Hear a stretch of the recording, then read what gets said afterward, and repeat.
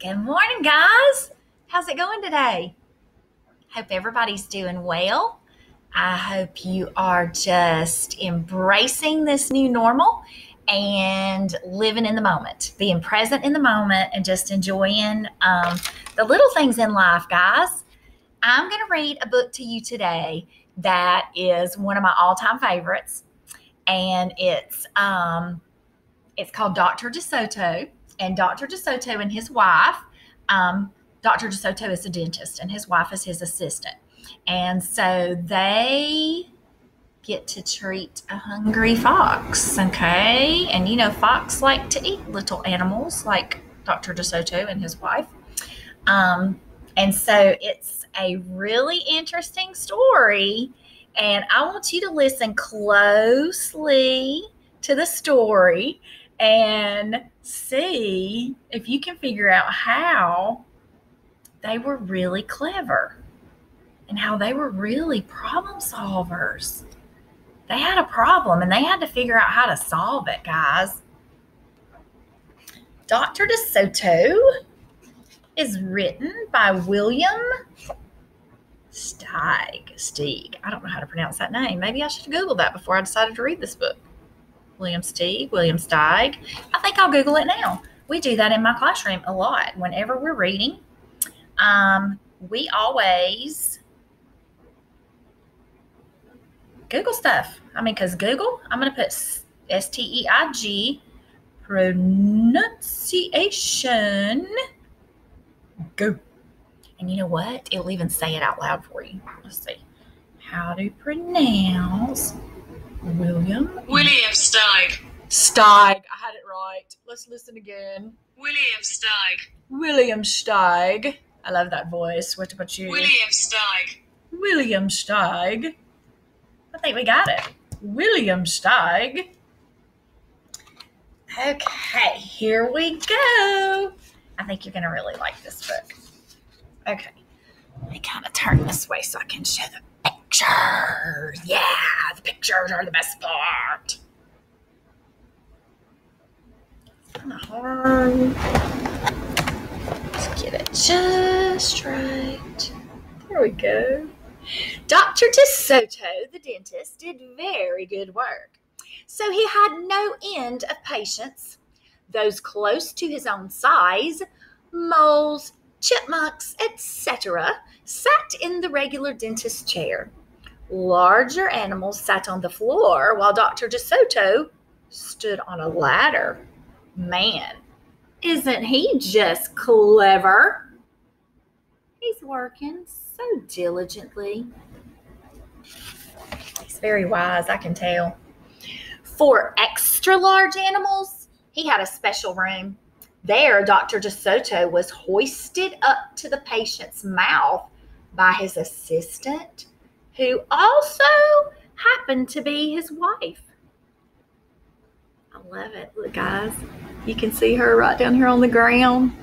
She's got him hoisted up. Look at that. They got all the pulleys. Just working away on that donkey. And I guess that's probably his wife over there waiting.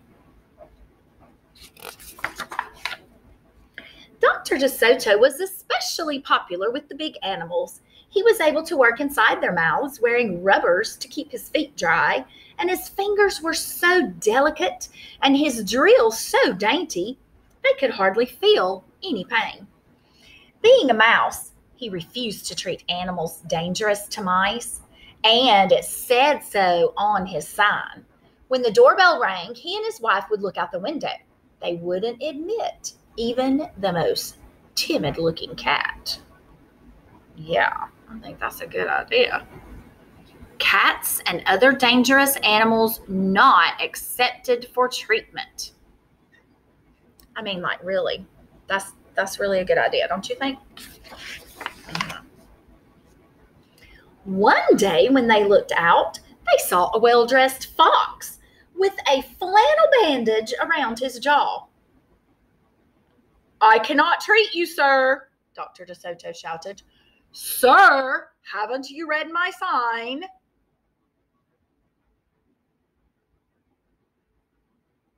Some people don't read signs.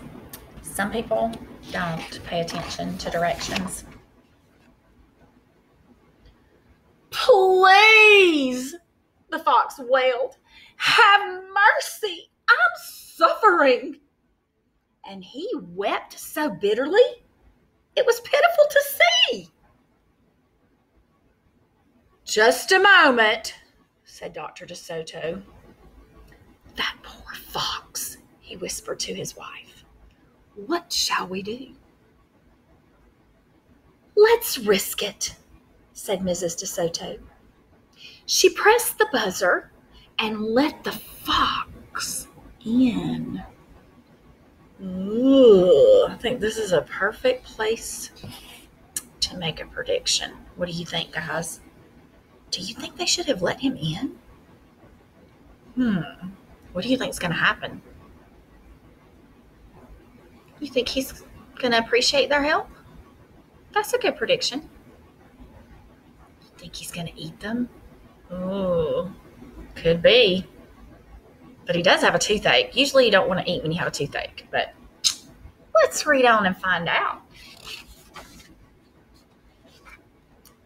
He was up the stairs in a flash. Bless your little hearts, he cried, falling to his knees. He's rather dramatic, isn't he? I beg you, do something. My tooth is killing me. Sit on the floor, please, said Dr. DeSoto, and remove the bandage, please, sir. How do you think Dr. DeSoto is feeling right here? Scared? Nervous? Yeah, I think so too. I think he's probably thinking, oh my gosh, I really love helping people. Like, that's my life's work, but I'm really putting my life in danger right now. Yeah, I think he's probably thinking all those things. Dr. DeSoto climbed up the ladder and bravely entered the fox's mouth. Ooh, wow, he gasped. The fox had a rotten bicuspid and unusually bad breath. Ugh. I don't think I could be a dentist. This tooth will have to come out, Dr. DeSoto announced. But we can make you a new one. Just stop the pain, whimpered the fox, wiping some tears away.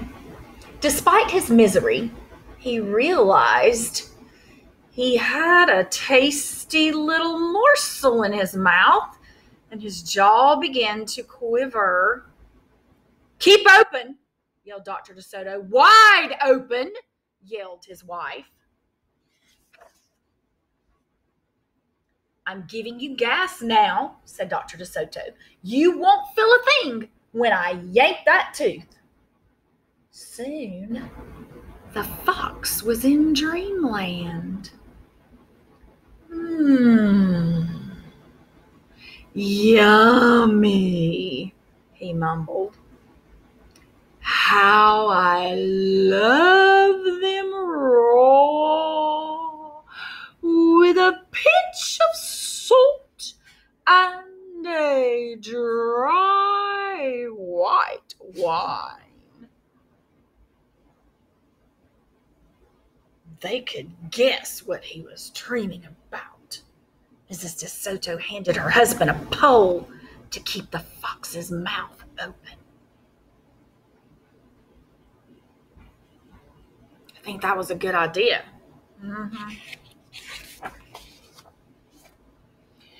Dr. DeSoto fastened his extractor to the bad tooth.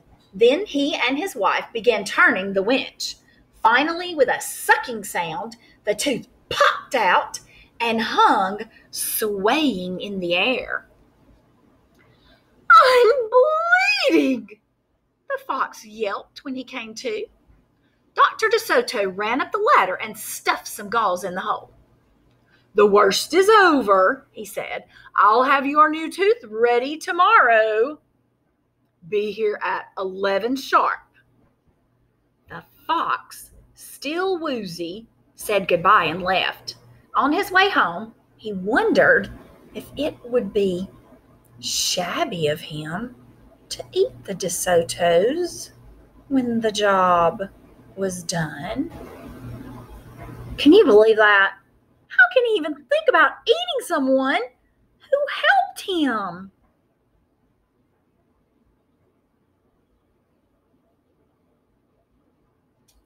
I guess a fox just gonna be a fox. After office hours, Mrs. DeSoto molded a tooth of pure gold and polished it.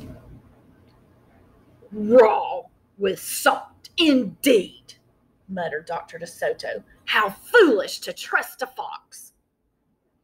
He didn't know what he was saying, said Mrs. DeSoto. Why should he harm us? We're helping him. Because he's a fox, said Dr. DeSoto. They're wicked, wicked creatures. That night, the DeSotos lay awake, worrying. Should we let him in tomorrow? Mrs. DeSoto wondered. Once I start a job, said the dentist firmly, I finish it. My father was the same way. But we must do something to protect ourselves, said his wife. They talked and talked until they formed a plan. I think it will work, said Dr. DeSoto. A minute later, he was snoring. Must be a good plan. He's not worrying anymore. He's sound asleep snoring.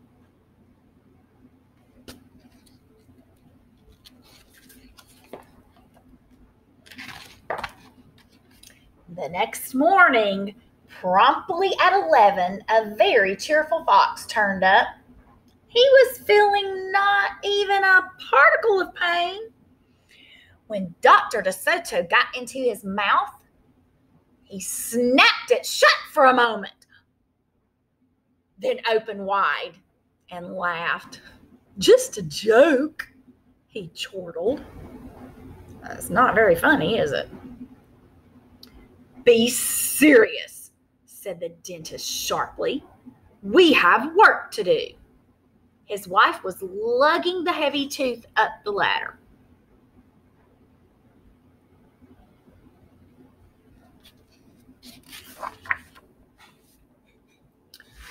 Ooh, I love it, exclaimed the fox. It's just beautiful.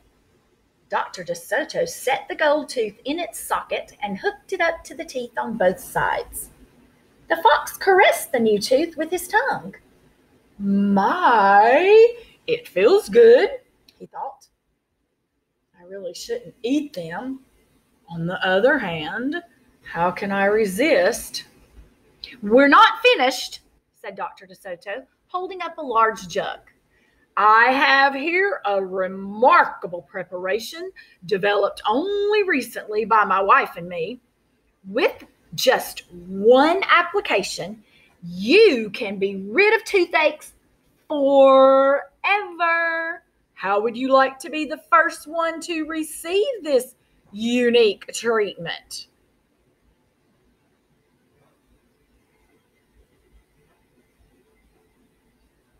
What do you think? You think he wants the treatment? Or do you think he's just going to eat Mr. and Mrs. DeSoto?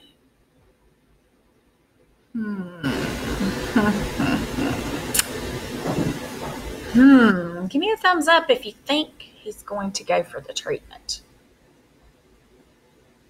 Thumbs down if you think, no, he's just going to eat them. Let's read on and find out.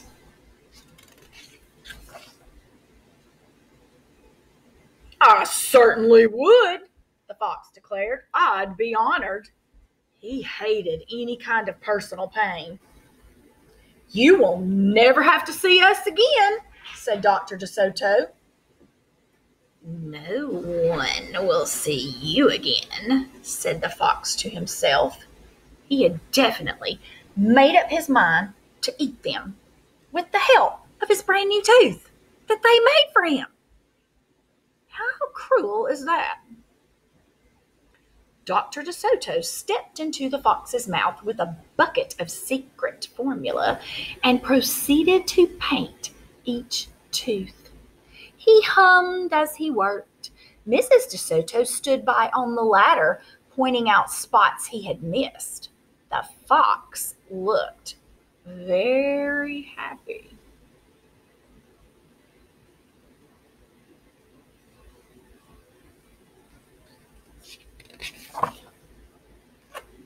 When the dentist was done, he stepped out.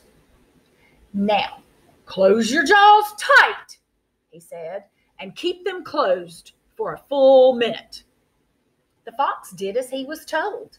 Then he tried to open his mouth, but his teeth were stuck together.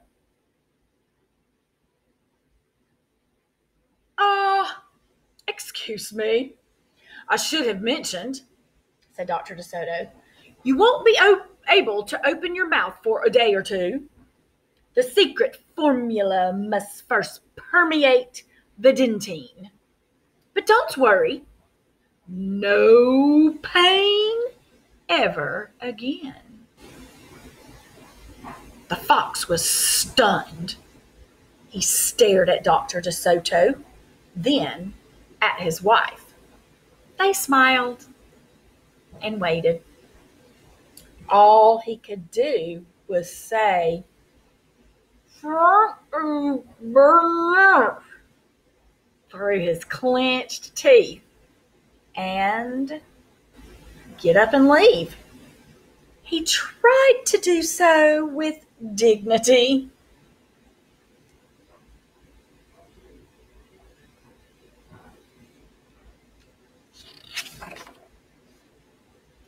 Then he stumbled down the stairs in a daze.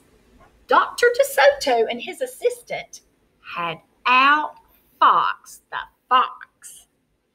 They kissed each other and took the rest of the day off. How clever was that, guys?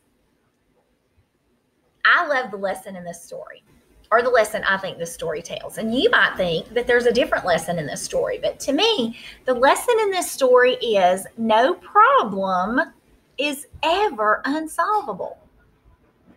If you have a problem, instead of complaining and fretting and worrying, look for a solution. I hope you guys enjoyed that story, and I can't wait to hear what you guys thought the lesson of that story was, because there could be more than one lesson to a story. Sometimes the characters and the events speak differently to our hearts and our minds than they do to other people. I love you guys. I hope you have a blessed day.